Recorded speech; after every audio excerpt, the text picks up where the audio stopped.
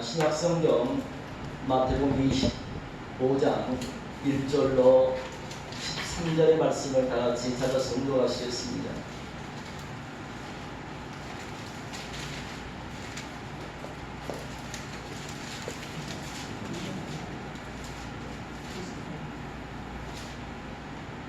마태복음 25장 1절로 13절의 말씀 자신들 알고 제가 봉독해 올리겠습니다. 마태복음 25장 1절로 13절까지의 말씀을 제가 봉독하겠습니다. 그때 천국은 마치 등을 들고 신랑을 맞으러 나간 열처녀와 같다 하리니 그 중에 5은 미련하고 5은 슬기 있는지라. 미련한 자들은 등을 가지되 기름을 가지지 아니하고 슬기 있는 자들은 그릇에 기름을 담아 등과 함께 가져갔더니 신랑이 더디 오므로 다 졸며 잘세.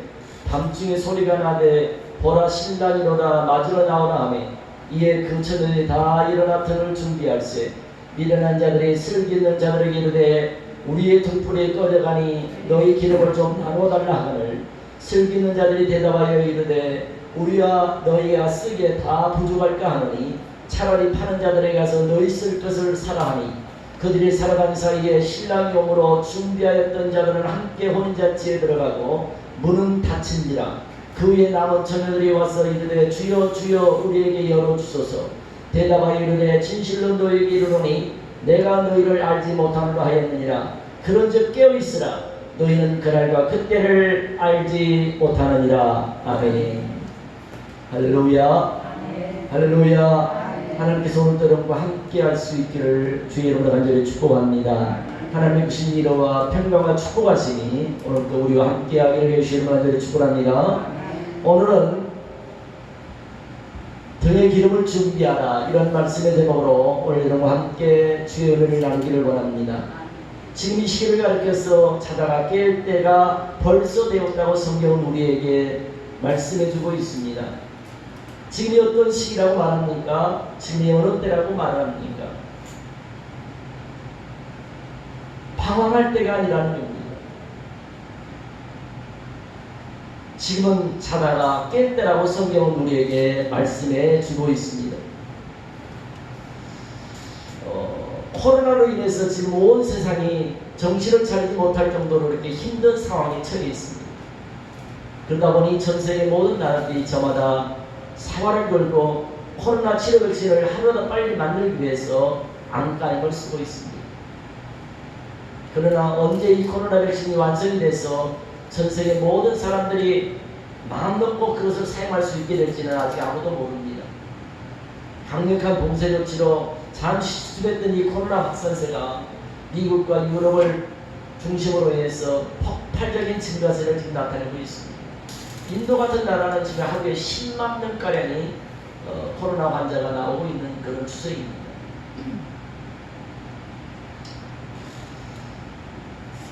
뭔지 모르지만 온 세상이 이곳저곳에 저마다 엄청난 요동을 치고 있습니다.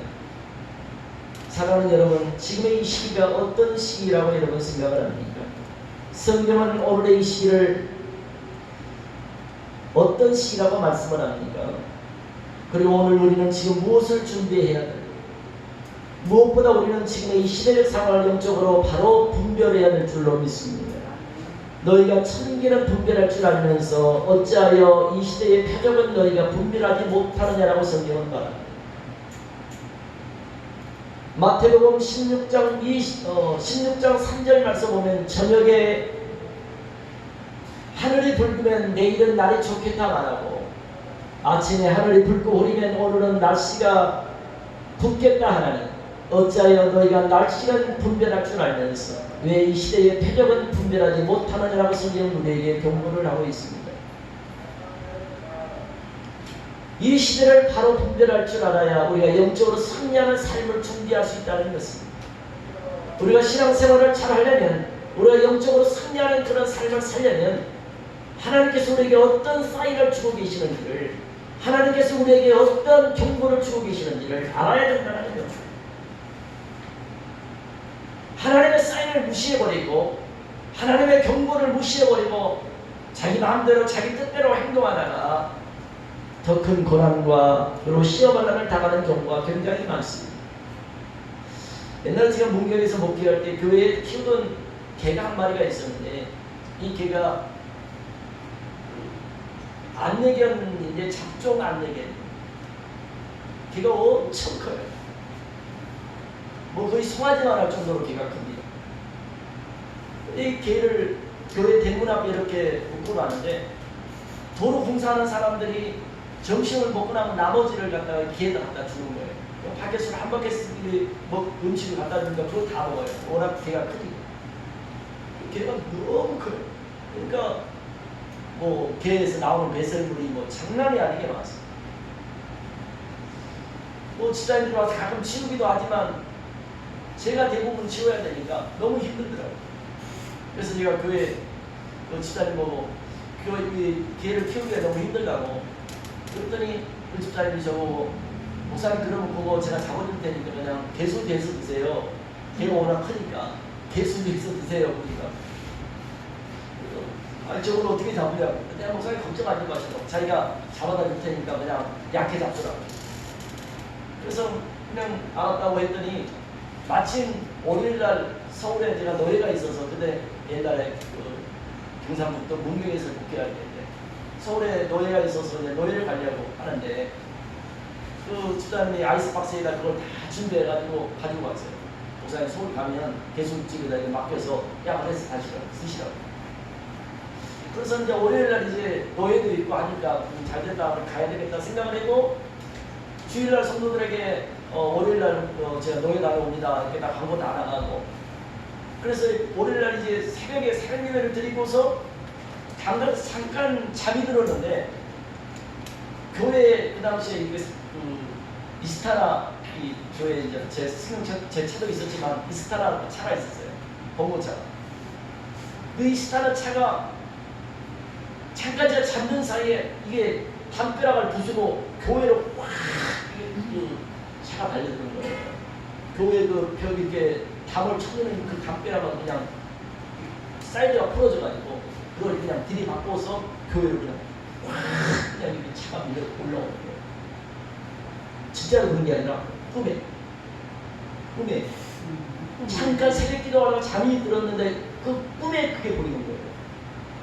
느닷없이 그 세우는 그 자동차가 사이드가 풀어지면서 그냥 교회 담바락을 들이받고서 교회로 확 펼쳐 올라오는 거예요.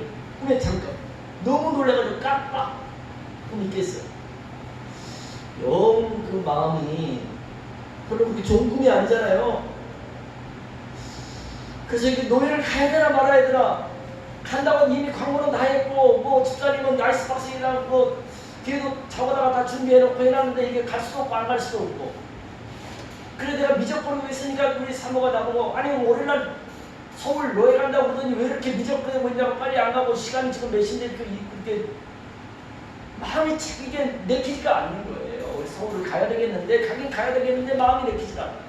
뭔가 마음이 불안하고 가고 싶은 마음이 별로 없는데 근데 이 상황은 이제 갈 수밖에 없는 상황이에요. 노예다도 다 간다고 약속을 잡아놨고 모든 거 다 교회다도 광고가 나갔고 한 상태란 말이에요. 그래서 에이 주여 믿습니다 하고 그냥 가려고 마음을 먹고 서울로 올라오는데 한 겨울에 출발할 때만 해도 눈이 안 왔어요. 근데 출발해서 고속도로 타니까 눈이 막 오는데 막 한방눈이 멍펑 쏟아져요. 근데 막 영하 10m, 20m 나가니까 바닥이 이게 얼어있는 상태예요. 그게 눈이 나는 거예요. 눈이 막 엄청 많이 나더라고요. 앞에 안 보이게. 막 그렇게 저기를 하면 운전을 하면서 무서워서 오는데 그때 마침 우리 사모가 전화가 왔어요. 핸드폰 전화가. 운전을 하는데 한 손으로 이제 제가 전화를 이제 받았죠. 그래서 전화로 몇 마디 얘기하는데 앞에 있는 차가 브레이크를 살짝 밟으니까 저도 그 브레이크를 밟은 거예요. 밟으니까 그냥 그 바닥에 빙판길이라 차가 돌아버린 거예요.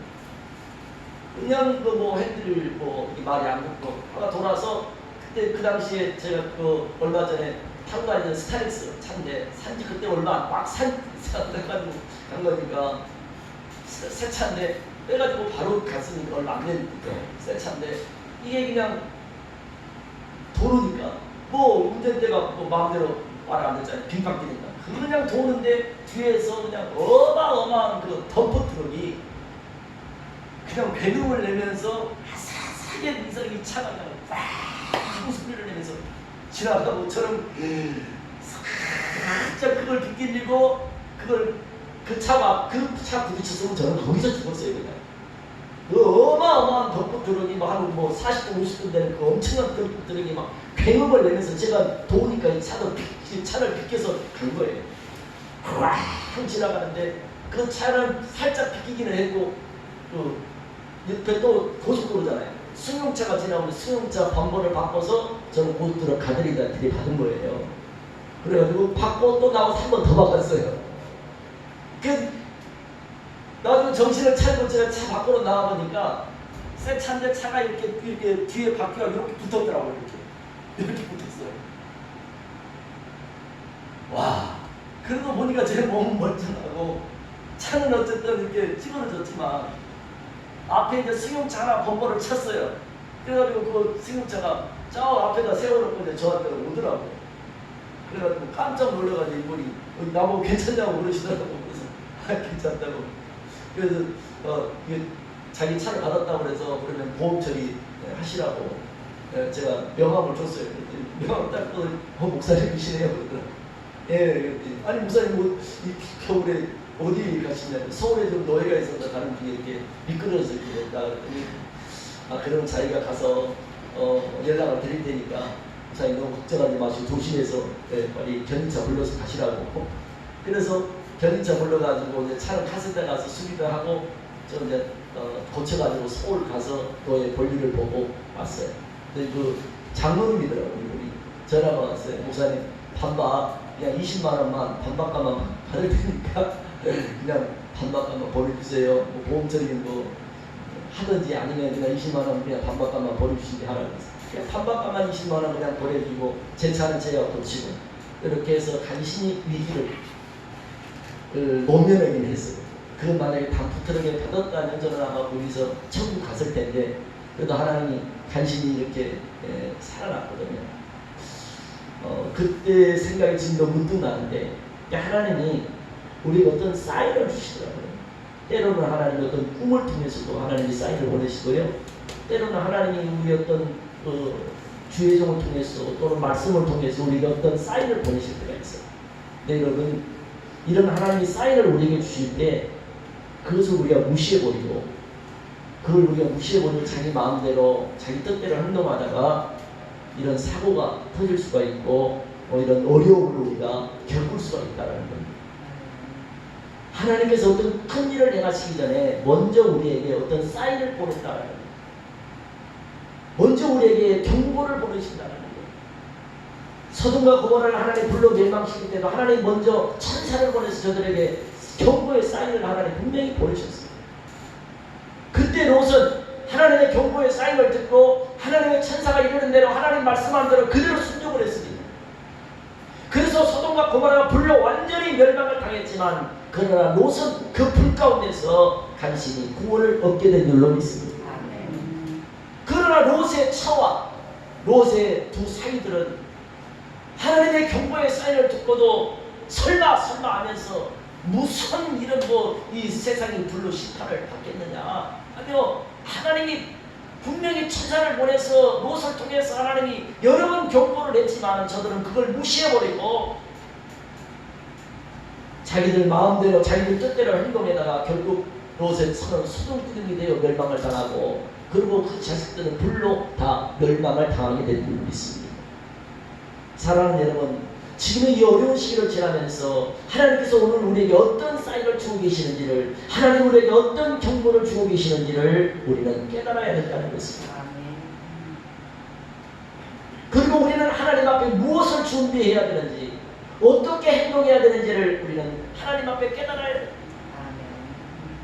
저뿐만 아니라 기도하는 사람들이라면 지금의 이 시대적 상황을 보면서 뭔가 심상치 않다는 것을 여러분 느끼지 않습니까?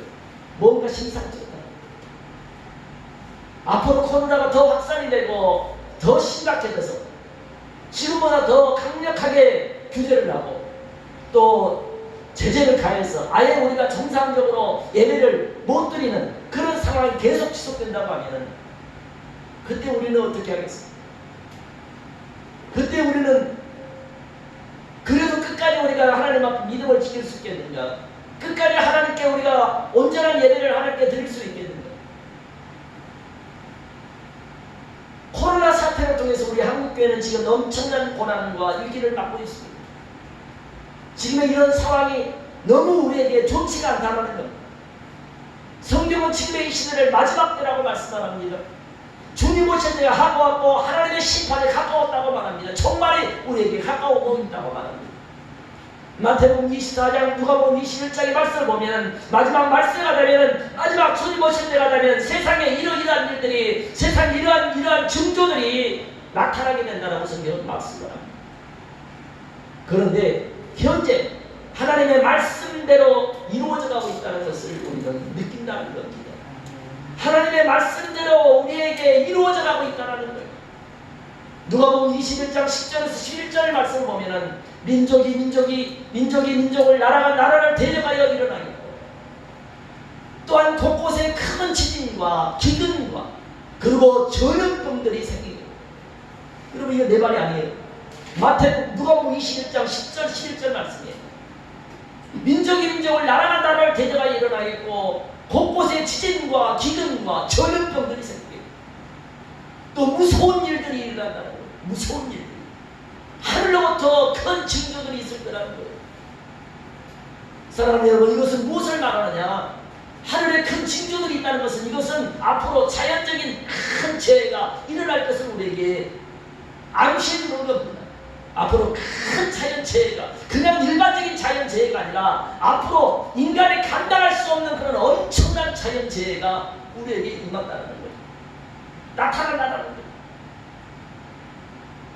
무서운 일들이 일어난다는 거예요. 하늘로부터 징조가 나타난다는 건 바로 앞으로 이런 엄청난 자연재해가 우리에게 닥쳐온다는 거예요.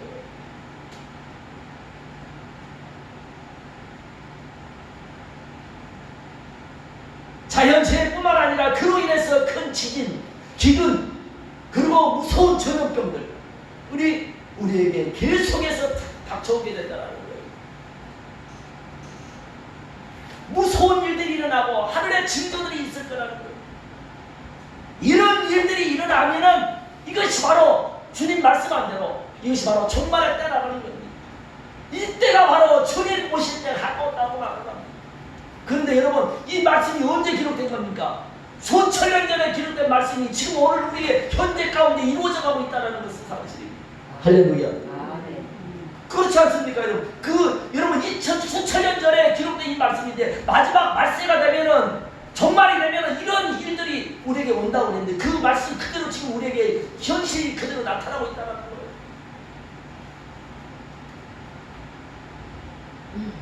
주님 오실 때 가까워지고 종말이 가까워지면 세상에 이런 징조들이 발생하게 된다고 말을 합니다. 사랑하는 여러분, 이런 일들이 일어나는 것을 보거든 그때 우리는 어떻게 해야 됩니까? 이런 말세의 징조들이 나타나는 걸 보면서 우리는 하나님 앞에 어떻게 해야 되냐는 거예요. 우리는 하나님께 어떻게 해야 되겠습니까? 준비해야 된다고. 이런 말세의 징조들 우리에게 나타나는 걸 보고는 우리는 무엇을 해야 돼요? 준비해야 돼요. 준비해야 돼요. 누가복음 21장 28절 다 같이 우리 한번 찾아보겠습니다. 누가복음 21장 28절 이 말씀 우리 한번 다 같이 찾을 수 있겠습니다. 133페이지 133페이지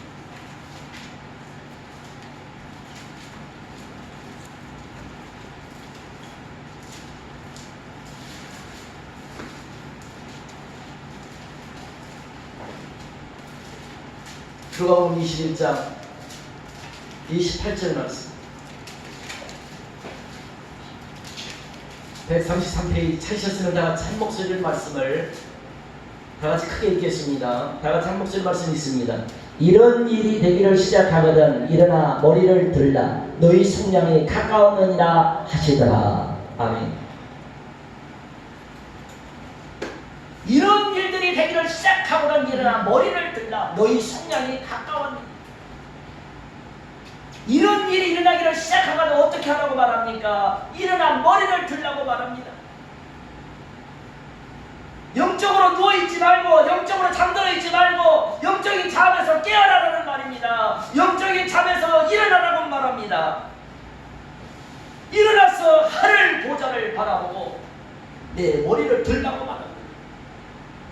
더 이상 땅만 쳐다보고 살지 말고, 더 이상 세상만 바라보고 살지 말고, 더 이상 썩어질 육신만 바라보고 살지 말고 내 머리를 들고 주님을 바라보라고 말합니다. 머리를 들고 하늘 보좌를 바라보라고 말합니다. 이제는 우리의 구원이 가까웠다는 거예요. 이제는 우리의 마지막이 가까웠다는 겁니다. 그러므로 우리가 주님을 바라보고 영적으로 준비하지 않으면 안 된다는 거예요. 할렐루야. 준비하지 않으면 안 돼요. 하나님의 재단에 엎드려 눈물로 하나님께 기도할 때마다 제 마음에 느껴지는 감동이 뭔지 아십니까? 성도들을 준비시켜야 된다는 거예요. 성도들을 영적으로 철저하게 준비시키지 않으면 안 된다는 거예요. 앞으로 다가올 이 시대를 감당할 수 있도록, 앞으로 닥쳐올 이 마지막 때를 감당할 수 있도록 성도들을 영적으로 강하게 훈련시키고 이 성도들을 영적으로 강하게 준비시키지 않으면 안 된다는 그런 마음이 제게 강하게 밀려오는 겁니다. 기도하면서 느껴지는 겁니다. 오늘 본문 마태복음 25장을 보면은 열처녀 비유에 대한 말씀이 나오고 있습니다. 천국은 마치 등을 들고 신랑을 맞으러 나간 열처녀와 같다 하니 그 중에 다섯은 미련하고 그 중에 다섯은 설기 있는지라.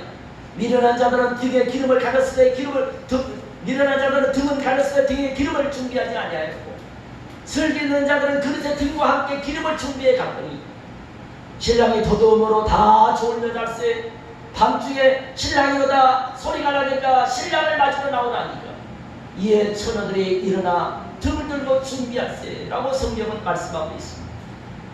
사랑하는 여러분, 여기에 나오는 열 처녀는 바로 오늘날 교회 성도들을 의미하는 것입니다. 아멘.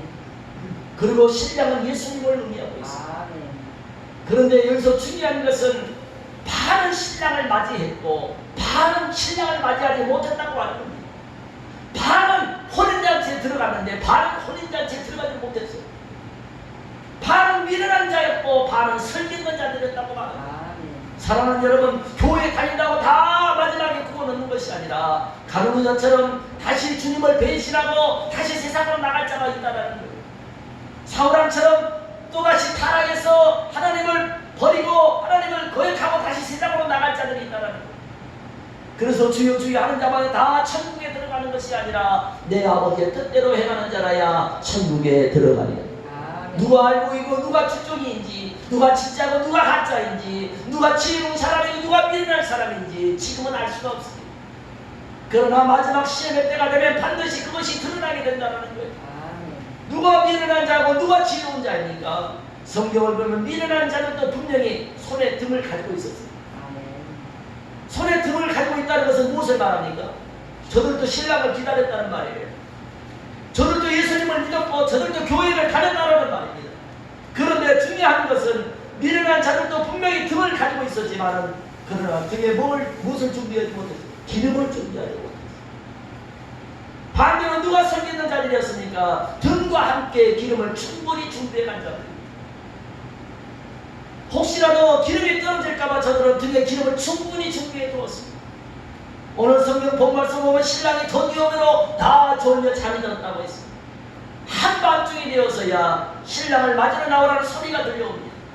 근데 졸며 자던 자들이 신랑을 맞으러 나오라는 소리에 신랑을 맞으러 나가려고 그러는데 미련한 자들은 등불이 꺼져가는 겁니다. 신랑을 맞으러 나가야 되는데 등불이 꺼져가고 있습니다.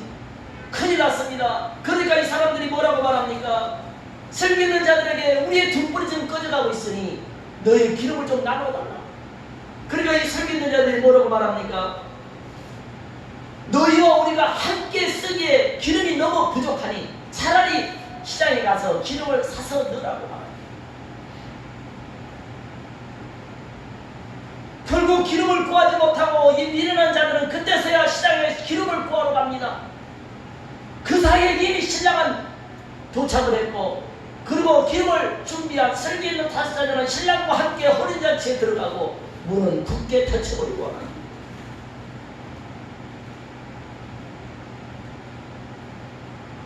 후에 이 기름을 늦게 가서 늦게 가서 기름을 구해가지고 신랑을 맞으려고 가는데 이미 혼인잔치 문은 굳게 닫혀버렸습니다. 그러니까 이 미련한 자들이 그때 가서 주여 주여 우리에게 문을 좀 열어주소서 열어주소서. 그때 주님 말씀합니다. 진실로 너희에게 이르노니 내가 너희를 알지 못한다. 내가 너희를 알지 못한다. 그러면서 뭐라고 말합니까? 그런데 깨어있으라. 너희는 그날과 그때를 알지 못하느니라. 사랑하는 여러분, 오늘 이 말씀이 우리에게 주는 교훈이 무엇입니까? 반드시 마지막 때는 준비해야 된다는 거예요. 준비해야 된다. 준비하지 않으면 천국 혼인잔치에 들어갈 수 없는 일이 우리에게도 생길 수 있다는 거예요. 그렇기 때문에 기름을 준비하되 슬기로운 5자녀처럼 등에 기름을 충분하게 준비를 해야 됩니다. 등만 가지고 교회 왔다 갔다 하면 안 되고 그 등에 무엇을 채워야 돼? 기름을 채워야 돼. 오늘 여러분 기름을 준비해 주셨습니까? 오늘 여러분은 등에 기름이 충분히 준비되어 있습니다. 나의 기름병에는 충분한 기름이 지금 채워져 있으십니까? 아니면 이 어려운 시기를 지나면서 가지고 있던 기름마저도 서서히 지금 떨어져가고 있는 그런 상황은 아닙니다. 얼마나 우리는 믿음이 충만합니까? 우리는 얼마나 지금 하나님 앞에 은혜가 충만하십니까? 얼마나 우리는 하나님 앞에 지금 깨어 기도하며 영적으로 준비하고 있습니다. 지금 우리가 성령 충만하지 않으면, 지금 우리가 믿음으로 충만하지 않으면 이 마지막 때를 이겨낼 수 없다고 성경은 말합니다. 시대적인 지금의 이 상황을 영적으로 분별할 줄 안다면 지금이 바로 영적으로 각성할 때라는 것을, 지금이 바로 영적으로 깨어 하나님 앞에 준비해야 될 때라는 것을 깨닫게 될 줄로 믿습니다. 그렇다면 이 마지막 때 우리는 과연 무엇을 준비해야 되는가? 마태복음 24장 10절 13절 말씀 보면 그때 많은 사람이 실족하게 된다고 말합니다. 사람이 누가 실족하게 된다고 말합니까? 그때 많은 사람이 실족하게 된다고 말합니다. 많은 사람이 실족하게 된다는 거예요. 여러분, 여기서 많은 사람들이란 믿지 않는 사람들을 말하는 것이 아니라 믿는 사람들을 가리키는 말입니다. 여러분, 믿지 않는 사람들이 뭐 실족할 일이 뭐가 있겠어요? 그렇죠? 믿지 않는 사람이 영적으로 실족할 일이 없잖아요. 그러니까 이거는 믿지 않는 자들을 향해 하는 말씀이 아니라 믿는 자들을 향해서 하는 말씀이다. 그러므로 그때 많은 사람이 실족하게 된다는 것은 많은 믿는 자들이 실족하게 된다는 것. 언제? 마지막 때가 돼요. 마지막 종말이 되고 가까우면, 주님 오실 때가 가까우면 많은 믿는 자들이 실족하게 되는 일이 많이 생기게 된다는 거예요. 사랑하는 여러분, 지금의 이 어려운 시기를 지나면서 영적으로 실족해서 교회를 떠나는 교인들이 얼마나 많은 것 같습니까? 코로나 사태 이후에 교회가 정상적인 예배를 드리지 못하고 온갖 예배를 드리면서 영적으로 실족해서 교회를 점점 멀리하고 교회를 떠나가는 사람이 지금 교인의 3분의 1이 넘는다는 것입니다. 이것은 우리 한국교회의 엄청난 위기를 맞고 있는 것입니다.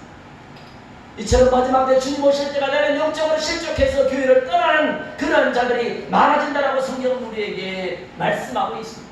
그런데 그 말씀대로 우리에게 지금 이루어져 가고 있지 않습니까? 서로 잡아주고 서로 미워하겠으며 거짓 선지자들이 많이 일어나 많은 사람들을 미혹하게 된다고 했습니다. 요즘에 얼마나 여러분 이단들이 얼마나 많습니까? 거짓 선지자가 얼마나 많습니까? 또한 불법이 상함으로 많은 사람의 사랑이 식어질 것이라고 했습니다. 그렇습니다. 마지막 때가 되면 불법이 상하고 사랑이 식어져서 세상이 완전히 뒤죽박죽 같은 그런 세상이 되어주고 만나는 것입니다. 또한 많은 미혹들이 일어나서 서로 미워하고 서로 싸우고 서로 잡아주고 신앙적으로 실족하는 일들이 많이 일어나게 된다는 거예요. 그러나 끝까지 견디는 자는 마지막에 구원을 얻으리라. 끝까지 견디는 자는 마지막에 구원을 얻으리라. 그렇습니다. 이런 시험의 때에, 이런 미혹의 때에, 영적인 압력이 강하게 밀려올 때에 우리가 흔들리지 아니하고 끝까지 그것을 이겨낼 수 있는, 끝까지 그것을 견뎌낼 수 있는 그런 강한 믿음을 준비한 사람이 마지막에 구원을 얻는다고 성경은 우리에게 말씀하고 있습니다. 사랑하는 여러분, 마지막 때로 주님 오실 때가 되면, 마지막 시험의 때가 되면 많은 믿는 사람들에게 미혹을 당했어요. 많은 교인들이 실족감을 당해서 하나님을 떠나게 된다고 성경은 말하고 있습니다. 오늘 저와 여러분 이런 모든 유혹과 시험을 끝까지 이겨낼 수 있는, 이런 모든 영적인 압력을 끝까지 견뎌낼 수 있는 그런 강한 믿음이, 성령 충만한 믿음이 준비될 수 있기를 예수 이름으로 간절히 축원합니다. 별것도 아닌 작은 시험에 또다시 흔들리고, 별것도 아닌 작은 말 한마디에 또다시 상처받고 실족하고, 그런 나약한 믿음을 이제는 버려야 될 줄로 믿습니다. 사랑하는 여러분, 이 마지막 때 우리가 무엇을 준비해야 되겠습니까? 우리의 마음을, 무엇보다도 우리의 마음을 깨끗이 해야 합니다. 우리 마음의 더러운 지향에 묵은 땅을 갈아엎어야 됩니다. 우리 마음의 모든 더러운 지향에 가시는 물을 다 뽑아내버려야 됩니다. 우리의 마음을 깨끗이 해야만이 하나님 주시는 은혜와 축복을 우리가 받을 수가 있습니다. 우리 몸은 하나님이 거하는 성전이라고 그랬습니다.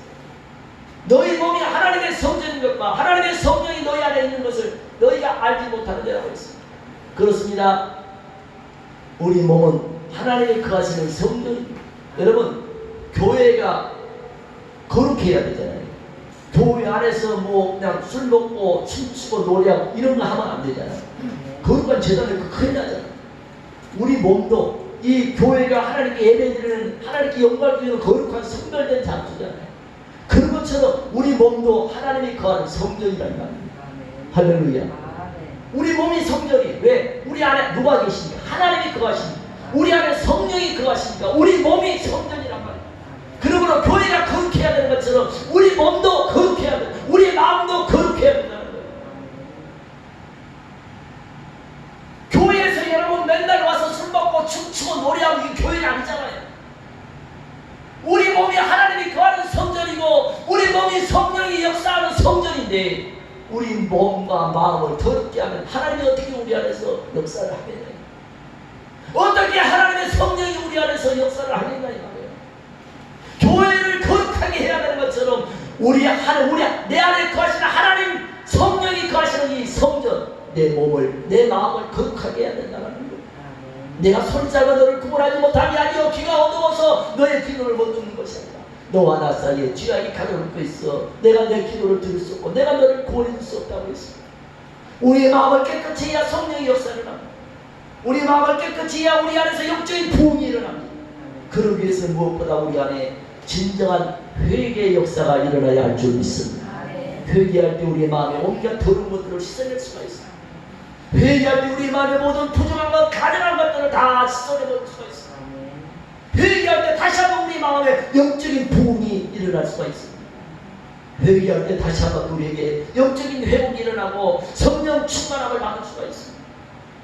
회개하라, 천국이 가까웠습니다. 회개하라, 천국이 가까웠습니다. 메마른 우리의 심령에, 강팍한 우리의 심령에 다시 한번 회개의 영이, 회개의 은혜가 임할 수 있기를 예수 이름으로 간절히 축원합니다. 그래서 기도할 때 회개의 눈물이 나오고, 기도할 때 회개의 은혜가